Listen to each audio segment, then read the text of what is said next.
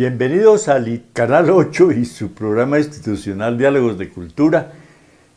Vamos a grabar hoy 6 de agosto, pero este programa será emitido el miércoles, como es costumbre, a las 8 de la noche por el Canal 8. Y digo y me anticipo a decir eso porque estamos grabando el día del cumpleaños de Bogotá. Un 6 de agosto de 1538, Gonzalo Jiménez de Quesada prácticamente se le adelantó a otros dos conquistadores que querían intervenir esta parte alta de la sabana para fundar una ciudad por recomendaciones del rey del momento.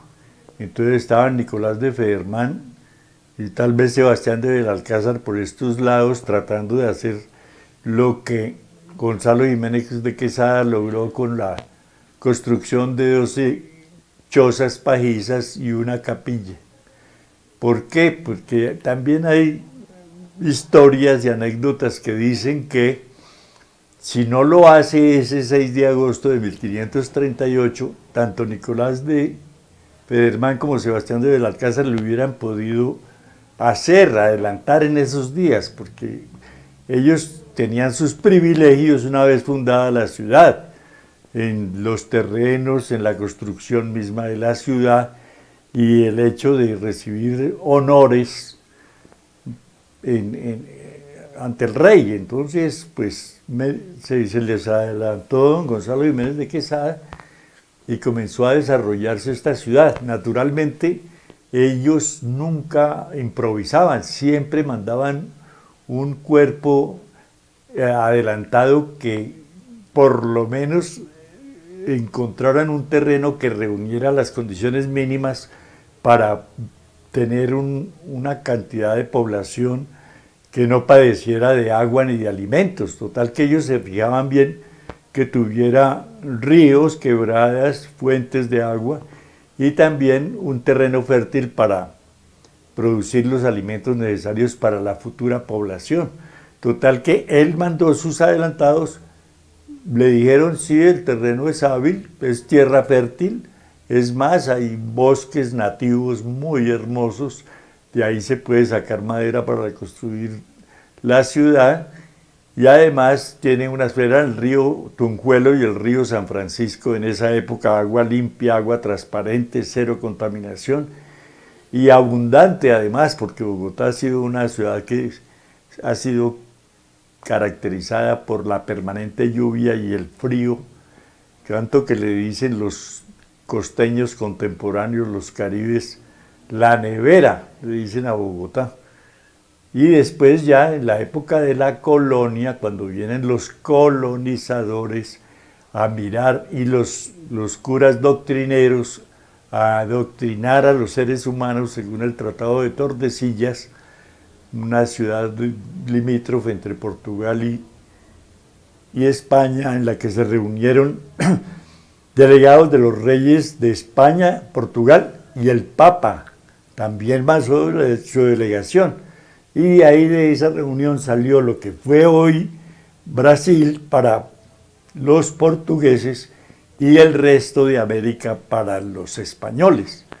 Total que ahí nos podemos dar cuenta de que sí, pues ellos perseguían nuevas tierras. España realmente es una zona muy pequeña, un territorio que podría caber unas 3 veces y media en un mapa de España, en el de Colombia más o menos, para que se den cuenta la relación. Y en esa época pues mucho más grande porque era una zona que llamaron Nueva Granada, como todos siempre los colonizadores, los ingleses, por ejemplo, Nueva York, porque hay una York en Inglaterra, Nueva Inglaterra, porque pues eran los ingleses quienes colonizaron y después se dividieron esos territorios. Pero volvamos a Bogotá. Bogotá pues ha tenido muchos alcaldes y muchos empleados que han hecho algo por la ciudad se ha desarrollado un poco tardíamente. Nosotros deberíamos tener, por ejemplo, metro hace más de 20, 30 años, 40, se habla del metro desde hace 60 años, pero ciudades latinoamericanas como Caracas, México, Buenos Aires lo tienen hace muchos años, porque era una solución de transporte masivo que facilitaba la movilidad. Y entonces nos demoramos un poco en eso.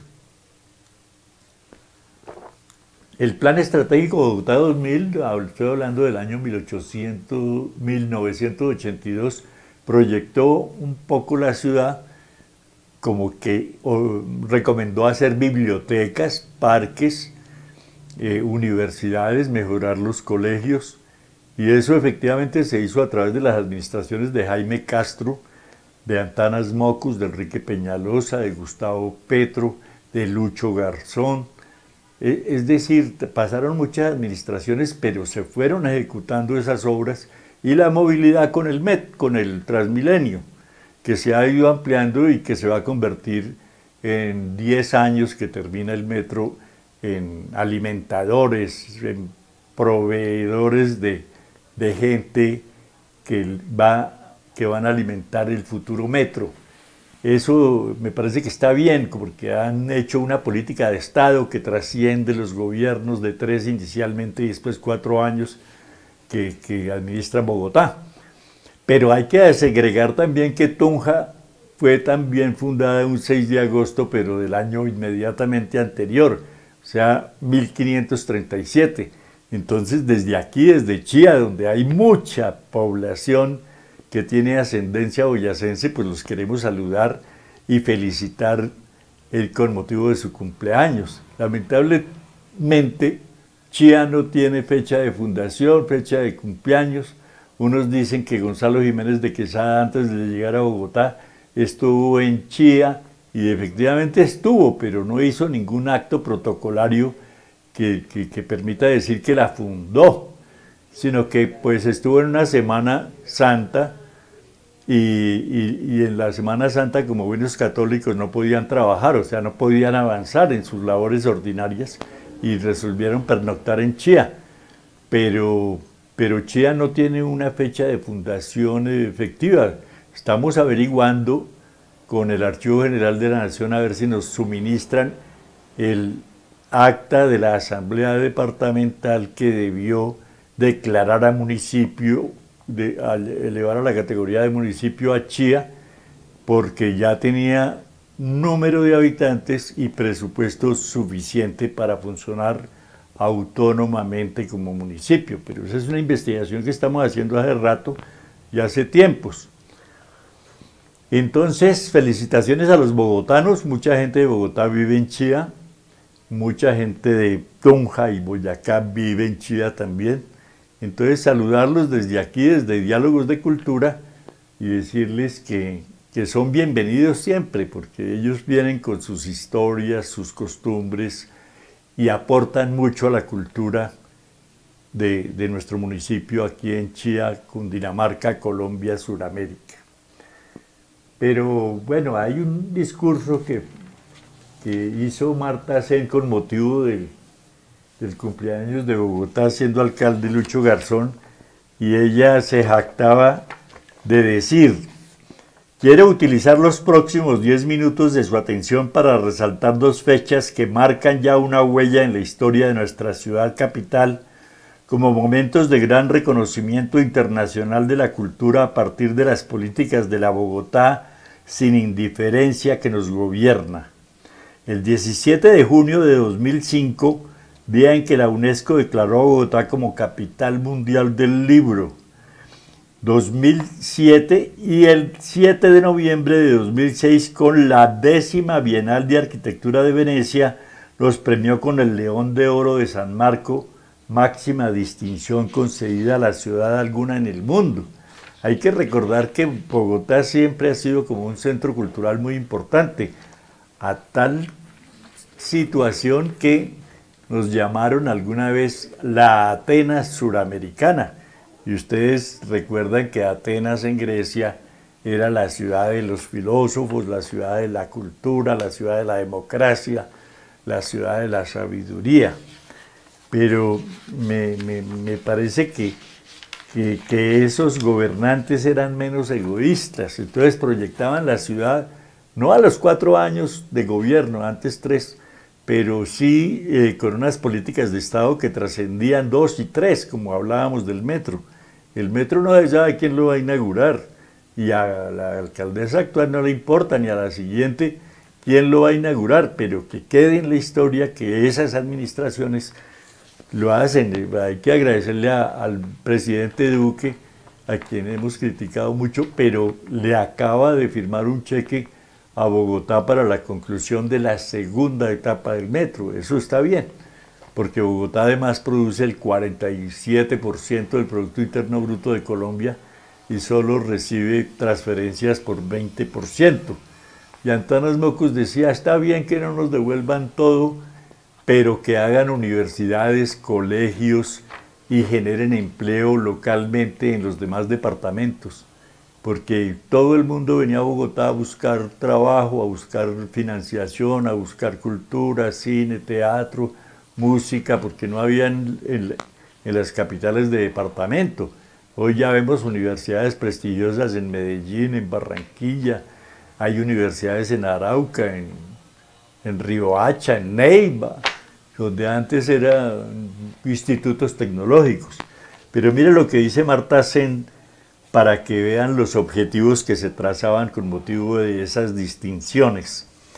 Construir marcos y acuerdos conceptuales que apoyen la formulación de políticas culturales iberoamericanas, o sea, no solamente en el tiempo, sino en el espacio, proyectaban a Bogotá. Fortalecer los desarrollos locales mediante el intercambio de experiencias y transferencia de conocimiento en una perspectiva iberoamericana. Hoy vemos que hay teatro Julio Mario Santo Domingo en el norte, pero hay uno de iguales características en Ciudad Bolívar en el sur. Eso es buscar equidad, buscar igualdad, buscar posibilidades para todos. Desarrollar herramientas para la formulación de políticas, planes y proyectos a partir de buenas prácticas. Nada se hace sin comprobar que un evento que se patrocina por parte del Estado municipal o el Estado del Distrito Capital se haga de la mejor calidad posible. Y eso hay que hacerlo y replicarlo en Chía también, porque aquí ganan estímulos, pero los eventos que se financian con los estímulos no son de la mejor calidad. Hay que propender por una calidad para que los actuales y las futuras generaciones mejoren todavía aún esa calidad.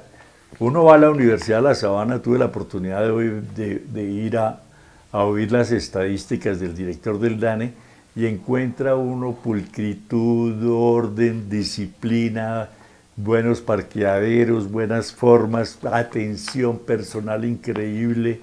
Se ofrecen los estudiantes como voluntarios, reciben las preguntas, orientan a la comunidad, dónde queda, lo llevan a uno al ascensor, dónde queda el salón, lo llevan al salón. Eso es lo que hay que aprender, tener eso pulcro, bien puesto, y lo que llama aquí Marta Sen las buenas prácticas. Realizar y posicionar en la agenda de organismos internacionales declaraciones, pactos y acuerdos entre las ciudades iberoamericanas. Entonces ya vimos cómo, con motivo del cumpleaños número 200 del Museo del Prado, nos trajeron unas exposiciones, pues copias, fotografías al mismo tamaño de los originales, pero nos traen cosas, nos muestran, aquí estuvo Picasso, aquí ha estado, los chinos nos mandaron unos soldados que son estatuas milenarias y que tuvimos oportunidad de ver en el Museo Nacional. Entonces eso es lo que estaba proponiendo en la alcaldía de Lucho Garzón, la directora del Instituto de las Artes, Marta Sen, una muy buena soprano colombiana. Vamos a seguir haciéndole otro homenaje a un personaje que les prometimos en el programa anterior, y es Jaime Garzón. Aquí lo pueden observar usted en la portada de una revista Bocas y en la portada de un libro de Antonio Morales Ribeira, que dicen la importancia que tuvo Jaime Garzón Forero, nacido en el barrio San Bernardo de Bogotá, y a quien le gustaba mucho el humor, lo que llamamos nosotros como estudiantes el mamagallismo, el burlarse, el ser satíricos con la gente, y por eso yo guardo esta frase, porque además de humorista era político y llegó a ser asesor del presidente Gaviria, y allá le dijo al presidente, los indígenas son colombianos, ellos también merecen conocer la Constitución del 91, y la tradujeron. Y este es un artículo que dice: nadie podrá llevar por encima de su corazón a nadie, ni hacerle daño en su persona, aunque piense y diga diferente. O sea, este es en lengua guayunaqui, la lengua de los guayú. O sea, son más inteligentes los indígenas que nosotros, que nos jactamos de ser civilizados. Ellos dicen: el hecho de que yo piense distinto no quiere decir que sea su enemigo, que sea su contradictor, que me tenga que golpear, matar, herir, dañar mi persona. No, tenemos ideas diferentes, pero convivimos, estamos en la obligación de convivir, y las coincidencias manejarlas para hacer cosas que nos muestren al resto de la sociedad como que queremos unirnos y hacer cosas satisfactorias, no para los dos, sino para todos. El presidente de Colombia, que se posesiona mañana, tiene que trabajar para todos los colombianos, hayan votado o no por él, y no por sus amigos, y en principio lo ha demostrado nombrando ministros de todas las vertientes políticas posibles. Entonces vamos a hacer un corte de comerciales y seguimos hablando de Jaime Garzón Forero. Con Patocop, vigilancia privada, sus bienes y sus secretos seguirán siendo solo suyos. Ay, si me va a preguntar a mí, que yo me lo vi cuando entraron los dos juntos en el carro y a mí estaban ahí. Sí. Buenas noches, Edificio Colombia, ¿le hablan Estorelí? ¡Ay, la Lucía! Dichosos los ojos que la escuchan. ¿Cómo dice? Sí, señora. No, me ha tocado durísimo. ¿No ve que eso entran y salen y suben y bajan? Sí, güey, que se fueron todos por allá a una fiesta a la NASA, a una fiesta al espacio. Sí, llegaron todos así guayabados porque les dieron aguardiente amarillo venteado. Sí, y fue el doctor Gordito y todos. Y entonces el doctor Gordito arriba tiene preparada una repartición de una torta. Sí, y el doctor Serpa entonces tiene un sombrero así de panadero y está repartiendo las tajaditas. Y entonces eso, corren de la suite roja y van hasta la suite azul y vuelven y así, sí. Y dijeron que al único que nos iban a invitar era el cura Hoyos. Y no, que por triple... que por populista. Sí. ¡Oye, sopas! Empezó. Ay, buenas noches, Edificio Colombia, ¿le hablan Estorelí? ¿Quién? Uy, el mismísimo administrador. Hola, doctor Gordito. No, señor, aquí cumpliendo mi deber patriótico. Sí, señor. ¿Y la señora Jacquín? ¿Y los perros? Sí, el presidente. ¿Y los niños? No, señor. No, pues cuando yo entrego el turno, pues me voy al barrio a dormir, señor. Que entre otras cosas, a ver si el doctor me lo puede mandar para inventar. ¿Cómo dice? ¿Un cargo? ¿La vicepresidencia? ¿Qué? ¿Jefe único de la oposición? Uy, doctor. Uy, bacano el detalle que se acuerde de uno, doctor. Sí, señor. Sí, con mucho gusto, doctor. Claro, se le colabora. ¿Y qué me toca hacer? ¡Nada! Uy, bueno, doctor, con mucho gusto. Sí, señor, trato hecho. ¿Y la quincena? ¿Así? Uy, gracias, doctor. Bueno, señor. ¿Y si usted la embarra en la administración, yo no digo nada? Uy, bacano, doctor. ¿Y si la embarra el doctor Perry, ese que maneja el billete? No digo nada. Uy, bueno. Uy, sopas, hay quien bajó, doctor.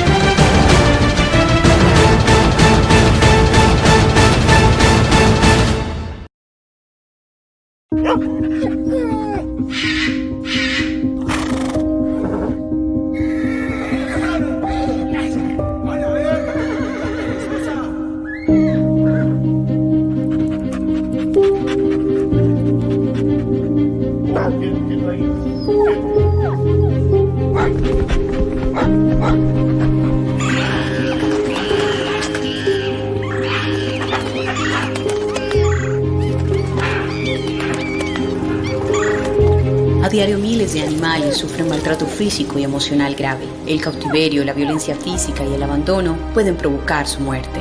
La Fiscalía General de la Nación lucha contra este delito haciendo justicia a través del Grupo Gelma. Denuncia en la línea 122. Fiscalía General de la Nación en la calle y en los territorios.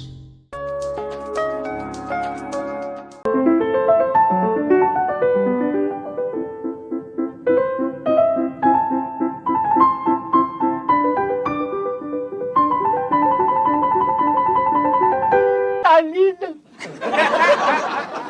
Oiga, y dijeron que si sube el niño Andrés, hay conciertos de rock. Y que si subía usted, había concierto para delinquir. ¿Sí será verdad? Eso lo dijo fue el niño Andrés. Ah, sí, sí. Pero esta campaña está muy nutrida de propuestas, ¿no? Porque Pinocho, Bobito, su madre, las uñas, huevona. Parece una discusión en el barrio, así es en el barrio. Sí, así. Antes, cuando yo era pelado, Hace muchos años, ¿no? Sí, sí, señor. Cuando yo era pelado, lo que Oiga, yo pero a veía usted no era- se le cae el pelo, a mí sí. Ah, sí. Ah, sí, hombre. Ah, sí, sí. ¿Usted cómo Lo que hace? ¿Qué se llaman- echa? Lo que llaman el estrés. Sí, más o El menos. estrés, porque antes iba de primero, ahora va de estrés. Y no, pues, pucha. Continuamos entonces el homenaje a Jaime Garzón Forero. Acordémonos de los personajes de Inti de la Hoz, que era una periodista gomela, de Jocelina Tibaná, la cocinera de Palacio, el portero del edificio Colombia, Néstor Elí, que se sabía todos los chismes de Palacio. También hay uno muy famoso que era Heriberto de la Calle, en un volador, a quien la gente le temía porque hacía preguntas muy indiscretas, pero todos los políticos querían, porque ese programa tenía tanto rating, que querían aparecer con Jaime Garzón, no con Jaime, sino con Heriberto de la Calle. Un personaje que salió de un arreglo de la dentadura, quedó, como decimos, mueco, pero aprovechó para peinarse grasosamente, utilizar una camisa que no era la de su talla, toda untada de betún, pero con su caja de embolar se hizo famosísimo y entrevistó reinas de belleza, deportistas, sobre todo tenistas. Le tenía el ojo puesto a varias y eso le recibía en el aeropuerto con camino de rosas, en limusina y serenatas de las que quieran ustedes acordarse. Era coquetísimo, pero un hombre muy inteligente. La primera vez que lo entrevistaron en Caracol para hacer un personaje de humor que no sabían qué iba a hacer, tenían temor de que no aceptara la propuesta, porque era tan bueno que ninguno de los otros que hicieron el casting pudieron igualarlo, imitarlo siquiera. Porque el hombre llegó imitando a Alfonso López Miquelsen, a Belisario Betancur, al mismo César Gaviria, con el que trabajaba, y él fue, como ya dijimos, el traductor, el promotor de la traducción de la Constitución del año 91, las diferentes lenguas indígenas de Colombia. Era súper inteligente, pero al fin aceptó, renunció a su cargo en la presidencia de la República. Después fue alcalde de Sumapaz. Alguien llegó a decirle al alcalde de turno, Andrés Pastrana Arango, que había abandonado el puesto el día de las elecciones. Él dijo, no, lo que pasa es que Sumapaz no es urbano, eso es rural. Y las mesas estaban en la parte rural, que eran muy distantes una de la otra, y había que vigilar, era allá mismo, el escenario, en el puesto de trabajo. Sin embargo, le cancelaron el contrato, pero como dicen, 100 años de soledad, mucho tiempo después le dieron la razón a Jaime y lo indemnizaron. Total que recordemos algunas de las cosas que decía Jaime Garzón. La única forma de acabar con la droga en Estados Unidos es que se la metan toda. A Noemí la única idea brillante que se le ocurrió fue cambiar los bombillos. A Noemí Sanín le culpan de que siendo ministra ministra de comunicaciones, mandó quitar la luz el día en que se sucedió la toma del Palacio de Justicia. Y entonces puso a transmitir un partido de fútbol como para ocultar los hechos que se estaban sucediendo en la Plaza de Bolívar. La justicia que mata y la muerte que castiga. La pena de muerte solo sería para delitos atroces, pero en este país, con esta justicia atroz, lo que nos da pena es precisamente la muerte. El bufón y su corte. ¿Será que el doctor Andrés Pastrana tiene culebras? Que se sepa, solamente lo rodea uno que otro parásito. Las clases dominantes. Los Andes es la universidad privada de conciencia y a distancia de la realidad. Llamado a Bill Gates, el software para ordenarle las ideas a Noemí no se ha inventado. Multinacional. Descubrieron un tumbe en el Sena. Debe ser Fabio Puyo, que tiene apartamento en París. Fabio Puyo era director de energía eléctrica cuando se negociaron todos los terrenos de la hidroeléctrica del Guavio y dicen que se llevó mucha plata. Contraguerrilla. Antonio Navarro, quien en 1991 parecía tener grandes destinos, acabó en poco tiempo con lo que no pudo acabar ni el ejército, el M-19. La ciencia infusa. Manuel Elkin Patarroyo ha decidido perfeccionar su vacuna contra la malaria y para ello contrató a Jeringa, que es el humorista, ¿no? Decía cosas como esa y era muy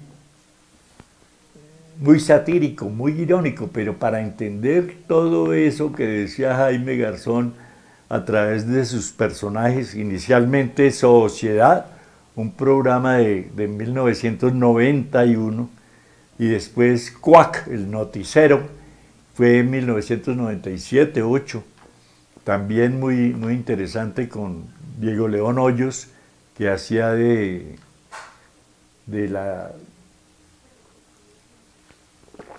compañera de set. Pero últimamente Antonio Morales Ribeira, que era el hombre que le hacía los libretos a Jaime, de Godofredo Cínico Caspa, que era otro de los personajes, un godo a morir, que defendía su clase social, por ejemplo, decía que cómo así que las mujeres iban a votar, que de cuándo acá, que eso en la época de la colonia era para mayores, varones mayores de 35 años, casados, con capital propio y con alguna muestra de intelectualidad, que hubieran escrito un libro, un poema mínimo, pero que las mujeres de cuando acá y el resto de la gleba, de la plebe, no tenía derecho a decidir los destinos.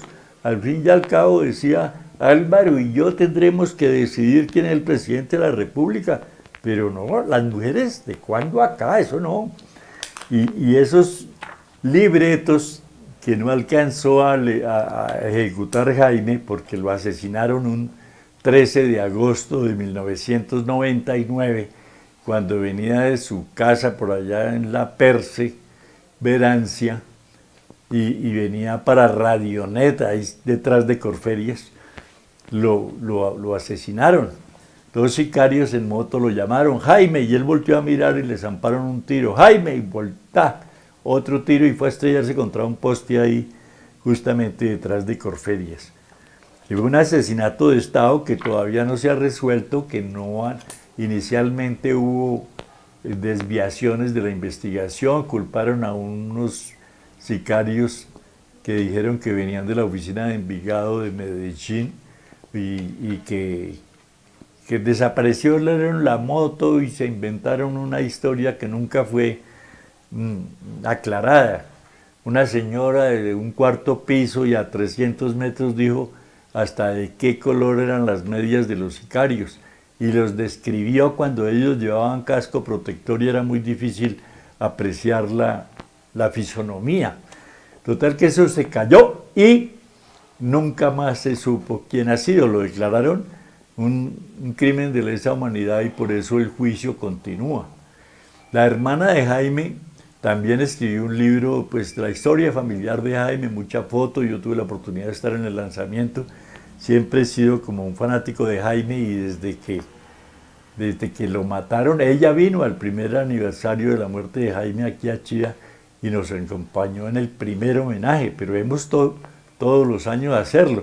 Y este año esperamos que el 13 de agosto, sábado, perdón,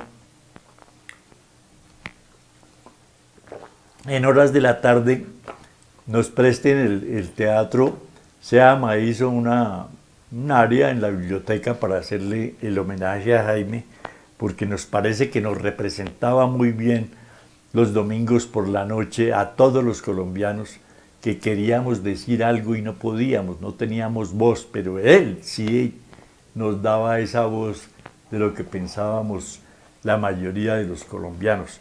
Por eso un agradecimiento a Antonio Morales Ribeira, ojalá lo podamos tener, pero voy a leer un pedacito de este que dice: viva el TLC, God bless America. Con el inicio del Tratado de Libre Comercio con nuestros guías espirituales y materiales de los gloriosos Estados Unidos de América, se abre desde los océanos la puerta de nuestra felicidad eterna. Oscuros días en los cuales los necios del centro y la izquierda trataban de oponerse a esta panacea que nos pone en el sendero de la riqueza física y moral, en la vía expedita hacia la inmortalidad, hacia la adquisición barata del paraíso terrenal. Eso era un libreto para Godofredo Cínico Caspa, y como ya les describí, un señor bogotanísimo, godísimo, que quería seguir gobernando para los poquitos de la élite y no para todos los colombianos. Pero entonces pasen la tumba de Jaime Garzón y vamos a pasar a otro personaje que también fue asesinado en agosto y que frustraron la idea de los colombianos de tener a alguien diferente. Y se trata de Luis Carlos Galán Sarmiento, un hombre nacido en Santander, pero que estudió en un colegio nacional en Bogotá, que estudió en la Universidad Javeriana Derecho, pero se orientó más por el periodismo. A los pocos meses ya de egresado ya trabajaba para El Tiempo, y en El Tiempo pues era una llavería impresionante. Enrique Santos Castillo, no Montejo, no tampoco, Enrique Santos, el hijo de don Enrique Santos Castillo, y Daniel Samper Pisano con Luis Carlos en una oficina, cada uno defendiendo su posición política, con retratos de Mao, con retratos del Che Guevara, con simbolismos de ese orden, pero que convivían, participaban de una unidad investigativa, y en esas condiciones Luis Carlos Galán fue comisionado para entrevistar a Misael Pastrana Borrero, y lo impresionó tanto la sabiduría, el conocimiento que tenía del país, de la nación, del Estado colombiano, que lo nombró ministro de Educación. Dijo: pero presidente, ¿cómo le ocurre? Yo tengo 26 años, ¿cómo me voy a desempeñar? Dijo: no, usted ya lo demostró, con esta entrevista entiendo que sabe mucho de Colombia y ese sector de la educación lo puede manejar perfectamente. Además, usted no va a estar solo, va a tener una cantidad de gente alrededor. Y aceptó, duró como 2 años, hizo una gran cantidad de propuestas, proyectó algo, la educación en las regiones, que es lo que hay que hacer.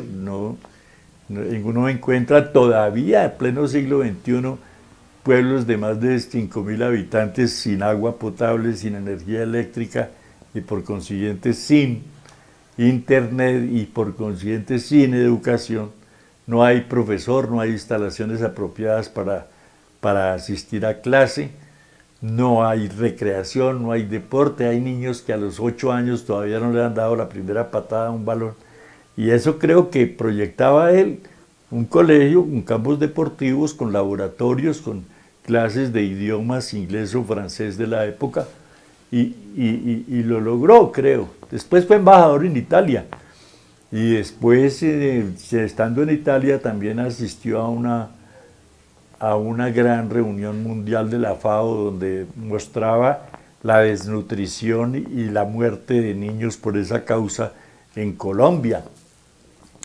Y era un hombre súper culto, también estuvo en la India.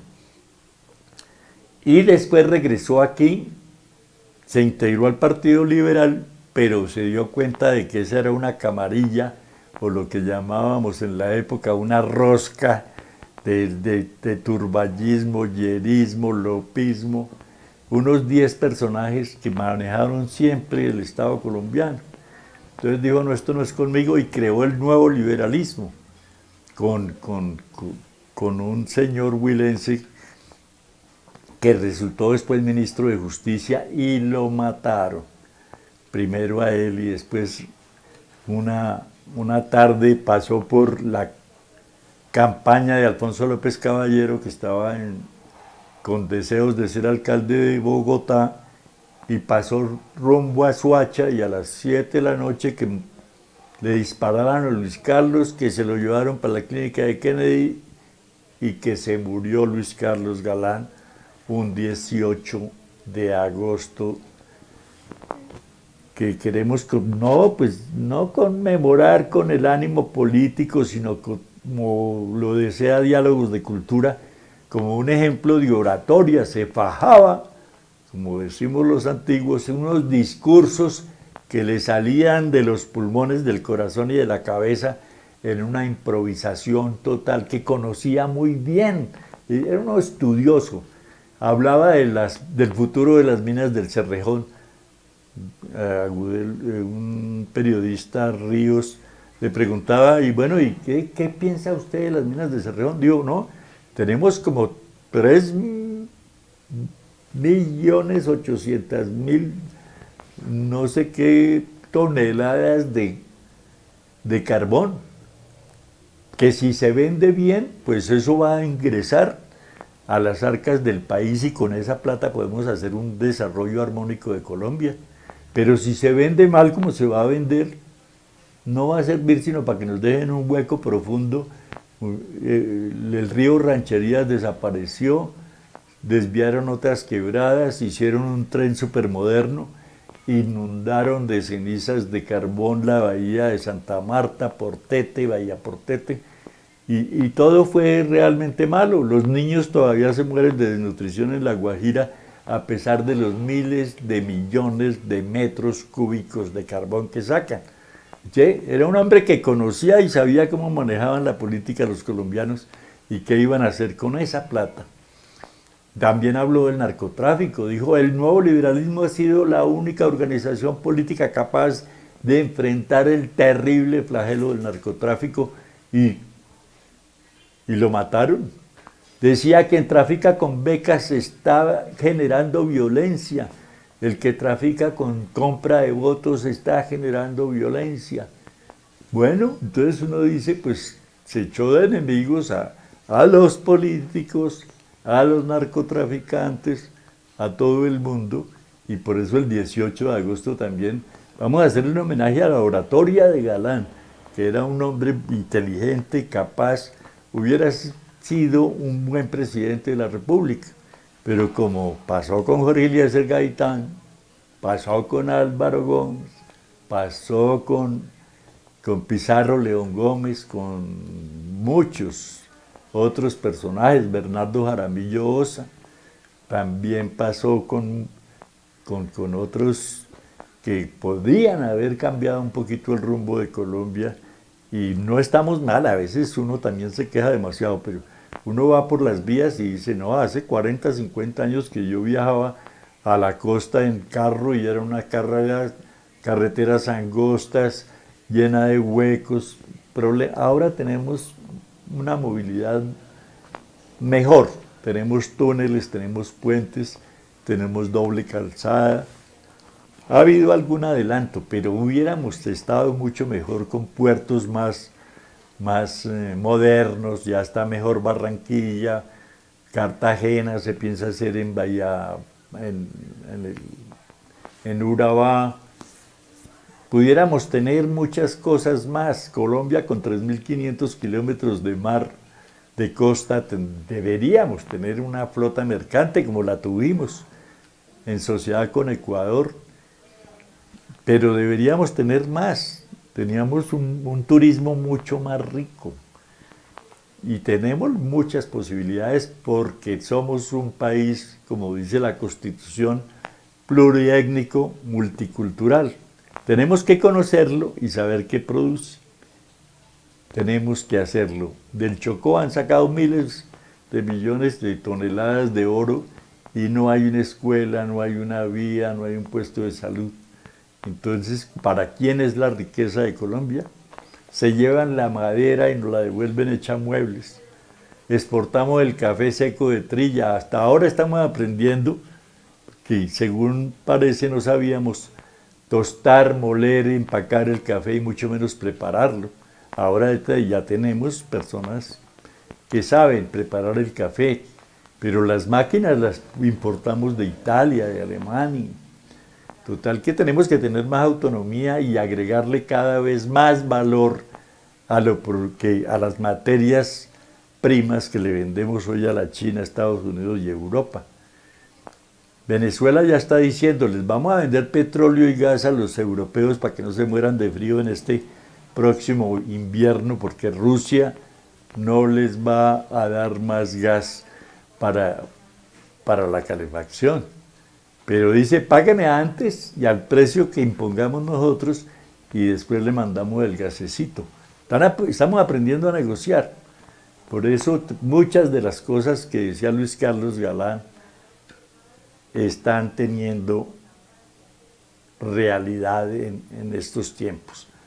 Vamos a dejar por ahora, pero recordarles, 13 de agosto, sábado, reunión en el CEA Maíz, en cualquiera de los salones, y 18 de agosto también, si nos lo prestan, o en una de las tantas secciones que tiene la Biblioteca Ocaviga, podemos hacerle un homenaje el 18 de agosto a Luis Carlos Galán Sarmiento, un orador que no ha tenido reemplazo.